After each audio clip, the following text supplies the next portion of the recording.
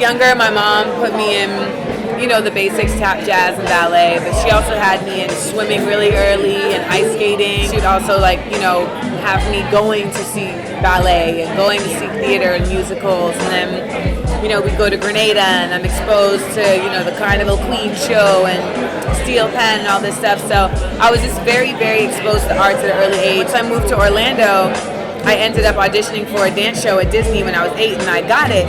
And all the kids that were in the show were already involved in show business, and so their parents helped my mom find out about headshots and getting an agent, etc. And then I went to Performing Arts High School, and then I went to SUNY Purchase for acting, and I ended up doing poetry, and then there was DJing. I mean, it's a whole mini series to explain how I got into everything. But the beginning was that as a youth,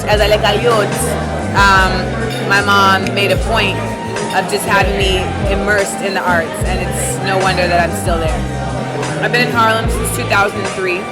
It's definitely shaped me as an artist, especially when I was really in the hip-hop world, because I'm from the burbs in Orlando, and so this was my first real experience in living in a quote-unquote urban setting. It's a city where people are very close together, and anyone who lives in New York has their own personal and unique experience, because New York itself is just this crazy kind of organized chaos. So it was very inspirational. I mean, you can hear it in a lot of my songs, like, Windows Over Harlem and Night Flights and Heart of the City. I really take pride in living in Harlem.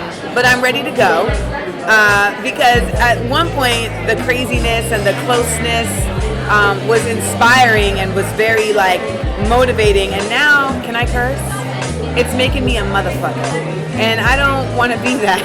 So it's time for some space and some trees, and it may be time for Brooklyn. I can't believe I said it, but it may be time. Everyone grows up and moves to Brooklyn.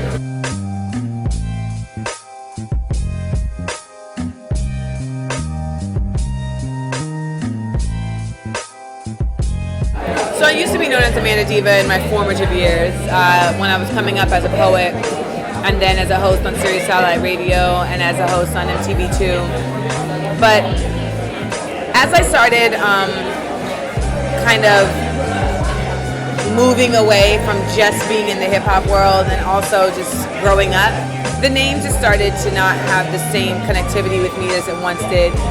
People were having predispositions about me before I even walk in a room simply because of this word diva, because diva had become so associated with a negative connotation. It was once about being an amazing performer and somebody who, is the star on the stage and commands a certain respect because of their skill. And it then became somebody who demands a certain respect because of their own personal, decided self-worth and just being extra and being a bitch. And that's not who I am. Words are powerful and can be very strong. It can be very difficult to fight against them when they're put before you and your reputation precedes you. So it was almost like I was giving myself a reputation with my name before I even gave one with my actions.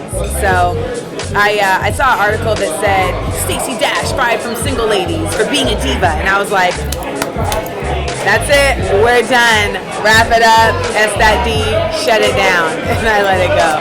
So when I changed my name, I didn't make a big to-do about it. It was just remember how I was twitter.com/AmandaDiva? Now it's twitter.com/AmandaSeals. That was August 9th, 2010, and by the end of the week, I had changed my website. I changed my website header, I had changed my Facebook, and that was that. I'm also a painter. People always ask me what's my inspiration when I paint. It's just my crazy brain. I really wish I could tell you, my inspiration is the people of Africa and the diaspora that runs through me every day, and it exhibits itself, through my work, but it's not that deep. It's literally just my crazy brain. I just be walking around and I'll be like, ooh, that would be cool, and that's it. Art is something that for me just comes really innately, and it's kind of the most raw artistic expression that I do, because everything else has been so attached to commerce and to this entertainment business, but art I've actually kept really close to me, and though I do sell pieces, I haven't commercialize my work yet. It's more so just, what I like, and then I put it on canvas and hope some people like it, and if they don't, I hang it up in my house or I send it to my mama.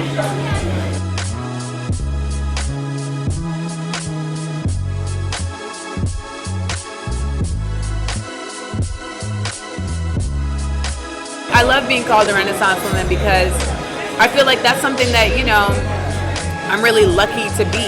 I don't take it lightly that I've been able to make a career out of a number of different skill sets. They have this whole saying of jack of all trades, master of none, and I'm not one of those people. I don't claim something until I feel I've mastered it to the point where I can actually, do it for real. I actually get insulted when people very cavalierly call themselves a DJ or a poet or an actor or whatever.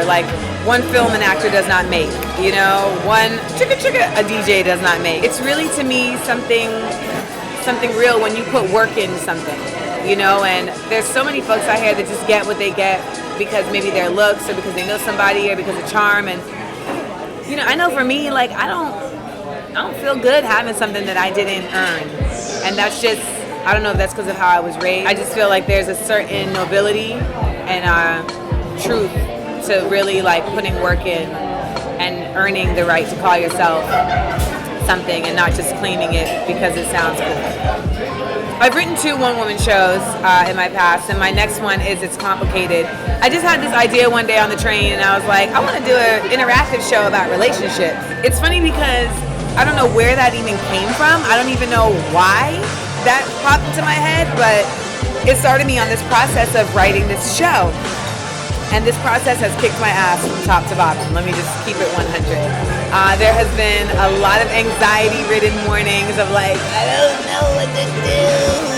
I thought I had the show on down pat, and I started going through the process of getting dates. 3 weeks later, I realized one morning, oh my God, this show is horrible. I cannot do this show. But the dates were already there, and the process was already in motion, and I was like, you can't quit. And then I was going through a tough time in my own relationship, and we ended up breaking up during the time that I'm writing this show about relationships. It's just a saga. I remember I came back from Orlando, and I had dinner with Q-Tip, and I was just like, I just don't know what to do with this show. We're friends, so he's talking about his relationships and, his life. He's like, yo, D, this is the show right here. This right here, this is the show.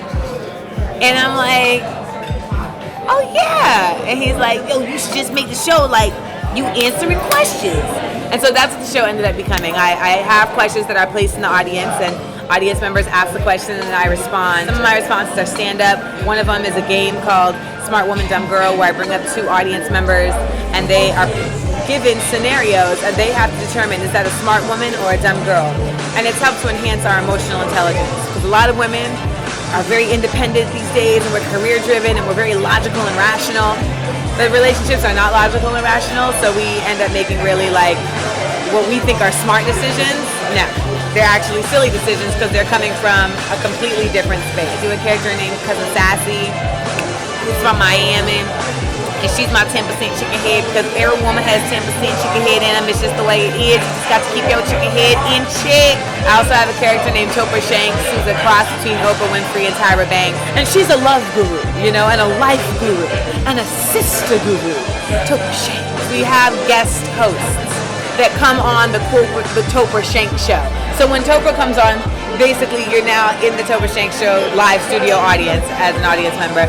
And we've had Demetria Lucas, who's the author of A Belle in Brooklyn. She was one of our guests. We had Angela Yee, Paul Carrick Brunson of OWN TV's Lovetown USA. We had Adrienne Bailon also. So, we get to have this kind of extra element, to bring input. I think the digital age has really changed how relationships evolve and how we interact with each other. And so it's important to get the human interaction back to, and I say that in relationships, and that's what kind of this show is getting us all back in a forum that doesn't take place online, but actually takes place with each other to talk about how we can get what we want out of ourselves and out of love.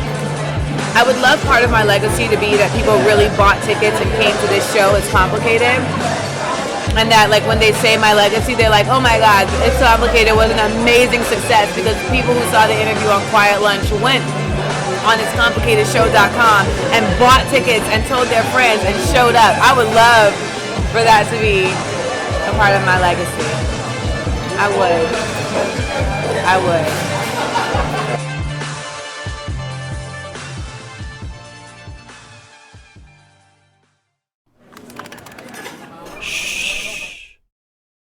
What's up, y'all? It's Amanda Fields here, and you're watching Quiet Lunch.